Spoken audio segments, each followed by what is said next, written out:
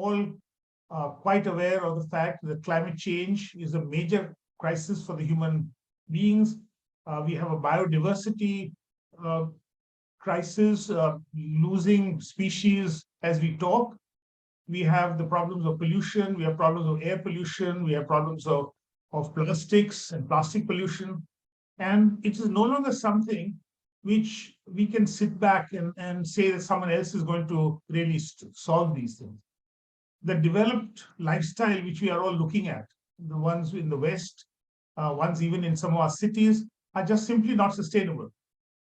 They are based on fossil fuels, they're based on a linear economy where there is a high amount of production, high amount of consumption, and high amount of waste.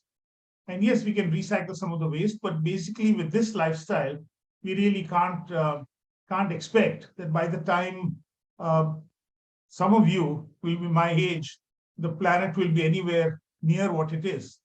So the time to act is really now. And if you look at what are these drivers of change, you can always think of making new policies. Many of us think that somehow technology will solve problems. We'll have new technologies and they will take care of the problems. But at the basic of it is changing lifestyles and education. And that is what I'm going to really talk to you about today. And India recognized this. India recognizes very clearly that education is at the foundation of trying to solve this environmental crisis. It is one of the few countries in the world where an environmental education program is compulsory at every level of formal education. All of you must have gone through some form or another of environmental education. It is infused into our subjects. CEE, which the organization which was mentioned, the center came up to really play a lead role in environmental education in the Indian systems. But when we say this, the school system itself, the education system, has largely remained intact. Over the several hundred years, we still start joining classes when we are about 5 or 6 years old. We study for at least 10 or 12 years. Some of us go to college. We are in groups which are cohorts of the same age. We largely depend on the textbook for our education. We go through examinations. There is some change, but it is very marginal. I want to talk to you about a small incident, and just as an example. One of my friend's child was asked in class, "What do birds eat?" And the child very fast raised their hand because he had something to say. And he said, "Birds eat cows." And there was laughter in the classroom, and the teacher said, "Please meet me afterwards." But that was a time of drought in Gujarat. You could actually look out of that very classroom window and see dead cattle, and you could see vultures and crows and other carrion-eating birds eating it. But that was a wrong answer. It was a wrong answer because the textbook said birds eat insects and birds eat grains. Now, we have many such examples, and we go to the teacher and say, "Why don't you let children answer what they observe?" And the teacher said that if my child, my class child writes birds eat cows, and the examination paper goes to someone else, they will certainly get it wrong. And so I cannot allow this. So although education commissions one after another talk about opening things up, we cannot really get away from this textbook. We also don't really recognize how much little children, young children, who before they go to school, how their education happens. 0 to 5 years, 0 to 6 years, full of questions. They ask questions, they think of out-of-the-box solutions, they are full of life, and they've learned from very different environment, a multi-age group environment at home, from the environment, from the school, they've learned. I once had this very odd request of going to what was called a convocation of preschool. And I was really nervous. I said, "What do I speak to very young kids?" And that morning, the morning paper had a major front page story on the Gir lion and what this high-level committee of experts had come up with. So I thought, that's good.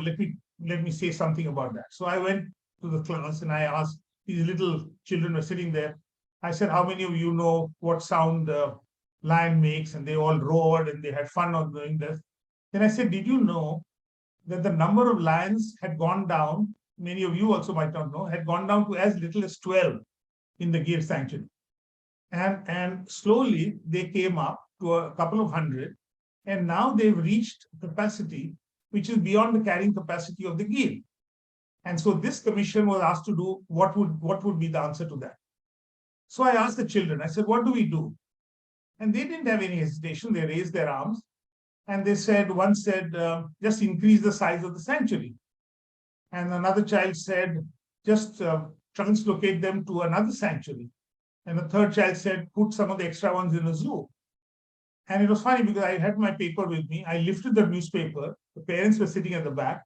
And these were the 3 recommendations which had come out of a 2-year search of a committee of experts who had met. Now, here are children, and all answers can be given like this. But I was amazed that little children, they are not even gone to school, can still answer in this way. And so the whole concept of school and learning, we really need to look at. Education, as all of you must have experienced, so much of what we learn is in silos. We study in the physics class, we study in chemistry, we go to social studies, we study in some other subject. Very rarely are there opportunities of really mixing this up. I saw the NCERT textbooks for 9th and 10th, and one of the problems was that sustainability was taught in the science textbook, while everything about transport and use of fossil fuel was in the social science. And I was asking the teachers, how do I mix them? Can I ask a question which has something based on one subject and something based on another? And the answer was no, that cannot be done in the present system. It is not acceptable. So you had that as another impediment of progressing environmental education. The third one was about local knowledge. When in 2015, you had the Paris COP meeting of the Conference of Parties of Climate Change, the Indian government decided to share with the world traditional knowledge. We brought out a book called Parampara, which had traditional knowledge in India, which was climate friendly. And this was shared. This was shared widely. And so we wanted to connect the school to the school to traditional knowledge or other knowledge. In one of our programs at CE called for plantation of medicinal plants, we said that let us call the traditional healer from the village to the classroom to explain to people what they do. Even in a primary school, you go and you ask most children, I said, if you want to know about plants, who will you ask? And they will say our botany teacher. Very few of them will say our gardener, although the gardener is every day doing this. And so we have this concept of where we get education from and where we really don't. But one of those very interesting things which happened in our school programs was in Hyderabad. In St. Mary's School, 10-year-old children, they put their hand and they called it the handprint. And we were curious to know what is this handprint. And the handprint represents what we can do. Many of you might have heard about the footprint, and the footprint is how we tread on the planet, how we consume, what resources we use. But the handprint was a concept coming out of an Indian school. So in 2007, we launched this globally.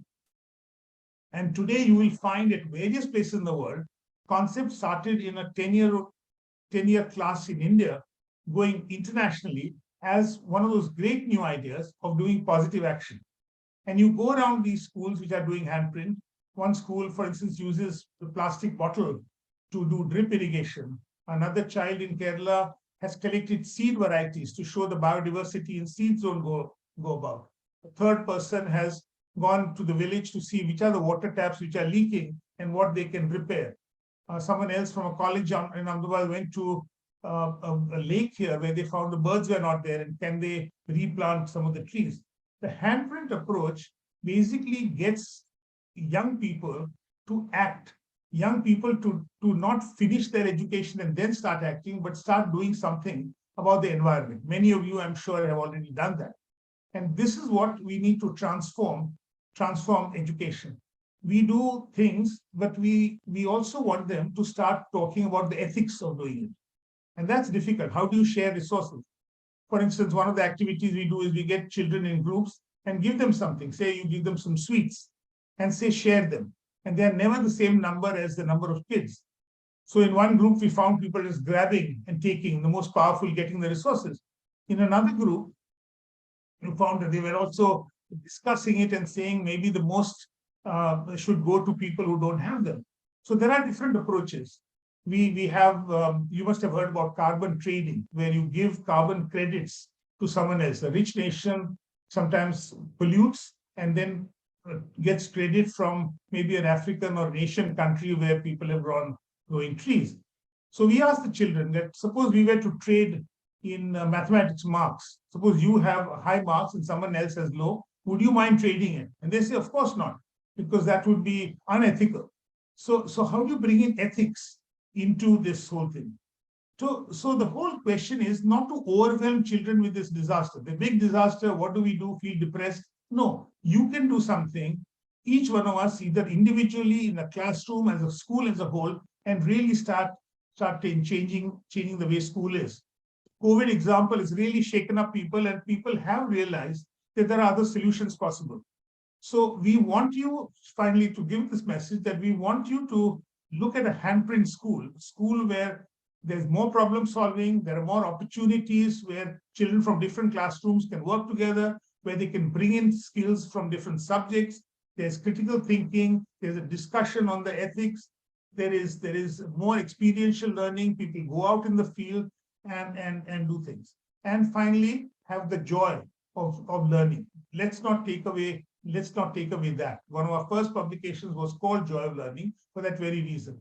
So my message here was that we need to reorient education. If we have to face the challenge which is before us, which is the climate challenge, we need to think of ways. There are examples from all over the world which are wonderful, including in India, and let's take that forward and let's make them mainstream. Thank you very much.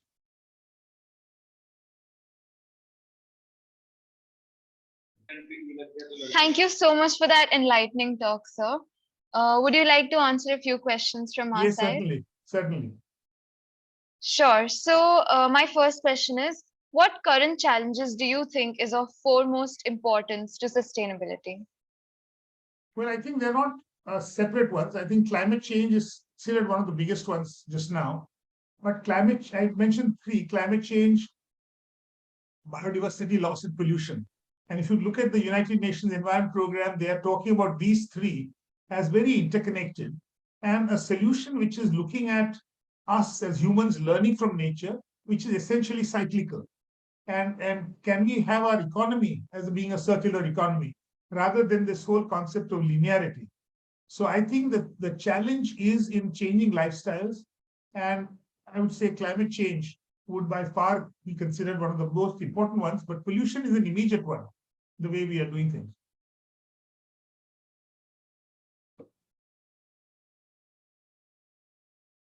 So the next question that I have is, I wanted to ask if there is any region which has successfully implemented and benefited from the handprints concept and the eco schools. There are many schools and people who have really benefited and actually are doing things, wonderful things. We have got a book of 100 ideas of what people have done and are doing it. But what we would like is for people to know that the solution for a local problem has to be worked out there. It's not as if something which is worked out by one college will necessarily apply to another one. And that's where the critical thinking and everything comes in, where you need to get involved. Because it's not a one-size-fits-all solution.